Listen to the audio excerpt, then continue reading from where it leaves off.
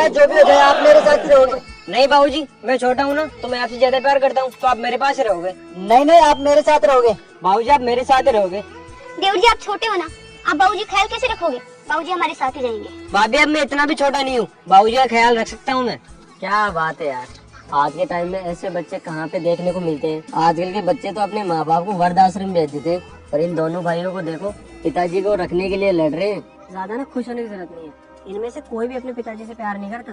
अरे यार ऐसे कैसे हो सकता है, सामने देख पिताजी के लिए कैसे लड़ रहे हैं।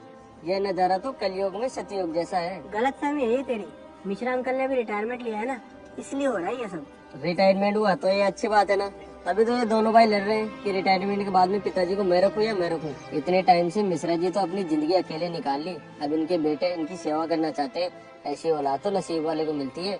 अरे समझदार आदमी, ये पिताजी की सेवा करने के लिए नहीं लड़ रहे हैं, ये पिताजी को जो पेंशन मिलेगी ना रिटायरमेंट के बाद में, उस पेंशन के लिए लड़ रहे हैं, तेरी ये नसीब से मिलने वाली औलाद। अरे ऐसा कुछ नहीं है, तेरी तो सोच ही खराब है। मैं मानता हूँ कि आजकल का जमाना सही नहीं है, लेकिन हाथ की पांचों उंगलियां बराबर भी नहीं है, इस बात का ध्यान रखें। कुछ बच्चे अच्छे भी होते हैं जो माँ बाप की सेवा करना चाहते हैं। ठीक है, अभी पता चल जाएगा कि ये बच्चे माँ बाप की सेवा करना चाहते हैं या माँ बाप के पैसे चाहते हैं। अरे मिश्रा अंकल कैसे हो? अरे मैं तो ठीक हूँ, तुम बताओ कैसे हो? तो फिर फाइनली रिटायरमेंट मिल ही गया आपको? अरे हाँ बेटा, फाइनली रिटायरमेंट हो ही गया। अब काम धंधों से फुर्सत मिल गई मुझे तो। पर मिश्रा अंकल एक बहुत बड़ी दिक्कत हो गई है। अभी मैं अखबार में देख रहा था कि जितने भी जो पोस्ट ऑफिस के वरिष्ठ अधिकारी है ना, जिन्होंने अभी रिटायरमेंट लिया है, उनकी पेंशन पे आपातकालीन समय तक के लिए रोक लगा दी गई है। अरे अरे ऐसे कैसे हो सकता है, ये कब हुआ? अरे पर कोई बात नहीं, अरे मेरे दो होनहार बच्चे हैं, मुझे पेंशन की जरूरत ही कहाँ है। अरे मेरी पेंशन पे रोक लगे या न लगे, मुझे पैसे मिले या न मिले, अरे मेरे होनहार बेटे के होते हुए मुझे कोई परवाह नहीं। अरे आज के जमाने में ऐसी औलाद देखने को नहीं मिलती, और अपने बाप को पलकों पे बैठा के रखते हैं, पलकों पे। वो भैया मैं क्या बोल रहा था कि बाबूजी को आप अपने साथ ले जाओ, और भाभी भी सही बोल रही है कि मैं अपना ध्यान नहीं रख पाता, बाबूजी का क्या ध्यान रखूंगा, तो आप बाबूजी को अपने साथ ही ले जाओ। अरे देवर जी से क्या बोल रहे हो, आप इतने बच्चे नहीं हो, रख सकते हो बाबूजी का ध्यान। हाँ बिल्कुल, वैसे भी तो बोल रहा था ना कि बाबूजी मेरे साथ रहेंगे, और अब मना कर रहा है। अच्छा बाबूजी तेरे साथ रहेंगे तो तेरी बदमाशियों पर भी ध्यान रखेंगे, और तुझे अकेलापन भी फील नहीं होगा। अरे भैया कैसी बात कर रहे हो आप, मैं सारे दिन तो कॉलेज में रहता हूँ, और कभी कभी तो शाम को आना भी नहीं होता घर, तो ऐसे में बाबूजी का ध्यान कौन रखेगा? मेरे पास टाइम नहीं है यार। टाइम क्यों नहीं होगा आपके पास? कॉलेज टाइम से जाओ, टाइम पे आओ, घूमना फिरना जरूरी है। अरे भाभी ये क्या बात कर रहे हो आप, मेरी भी लाइफ है, मुझे भी जीना है, मेरे भी दोस्त हैं, एंजॉय करना है, और मेरी को ये उम्र नहीं जिम्मेदारी संभालने की। आप हो ना, आप ध्यान रख लेना बाबूजी का। हाँ सही है, इस घर में नौकरानी बन के आई हूँ ना मैं, तो सारा दिन घर का काम करो, फिर ऊपर से बाबूजी का ध्यान रखो। तुम्हें क्या है, तुम्हें तो सारा दिन घूमना फिरना है, मुझे पूरा घर संभालना होता है, मेरे पास टाइम नहीं होता। आप ले जाओ बाबूजी को।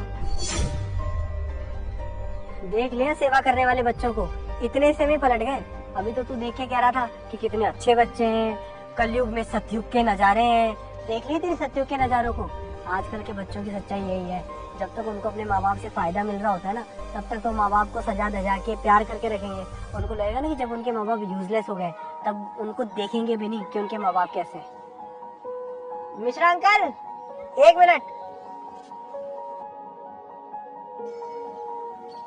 मिश्रा अंकल, सबसे पहले तो मैं आपसे माफी मांगना चाहता हूँ। आप मुझसे बड़े हैं, और मैंने आपसे एक झूठ बोला था कि आपकी पेंशन रुक गई है। आपकी पेंशन नहीं रुकी है। मैं ये देखना चाहता था, देखना क्या चाहता था, मेरा एक दोस्त था, मैं उसको कुछ साबित करना चाहता था कि आजकल के बच्चे किस तरह से बदल जाते हैं, किस तरह से अपने स्वार्थ के लिए चेंज हो जाते हैं। तो इसलिए मैंने आपसे आपकी पेंशन का झूठ बोला। मुझे पता तो था कि आपके बच्चे बदल जाएंगे, पर ये पता नहीं था कि इतनी जल्दी बदल जाएंगे। इन्होंने 1 सेकंड भी नहीं लगाई आपको छोड़ने में। आपने जो इनके लिए मेहनत करी, इनके लिए अपना जीवन समर्पित कर दिया, इन्होंने कभी उस चीज की वैल्यू नहीं की। तुरंत आपको छोड़ने के लिए तैयार हो गए, जो बच्चे आपके लिए लड़ रहे थे। अगर आप बुरा मत मानना, अगर आपको ऐसा लगता है ना कि आपके बच्चे आपसे प्यार करते हैं या इनको आपकी कदर है, तो ऐसा बिल्कुल भी नहीं है। ये आपके पास सिर्फ स्वार्थ के लिए थे, आपके पास आपके पैसों के लिए थे। मैं मानता हूँ ये सच्चाई आपको सुन के बहुत बुरा लग रहा होगा, आप मान नहीं पा रहे होंगे, पर यही सच्चाई है। लेकिन अभी भी देर नहीं हुई है, आपने अपनी पूरी जिंदगी निकाल दी इन बच्चों के पीछे। पर अभी भी आपको आपकी पेंशन मिलेगी और आपकी जिंदगी जितनी भी बाकी है आप खुद सोच सकते हो कि आपको अपनी जिंदगी अब आगे कैसे जीनी है। बेटा, इस आदमी ने आज जो भी किया वो गलत किया, पर सोचा जाए तो बहुत सही किया। अगर आज ये नहीं होता तो मुझे ये पता नहीं चलता जो मुझे बहुत पहले पता चल जाना चाहिए था। अरे मैं तो ये सोचता रहा कि मेरे बेटे बहुत अच्छे हैं।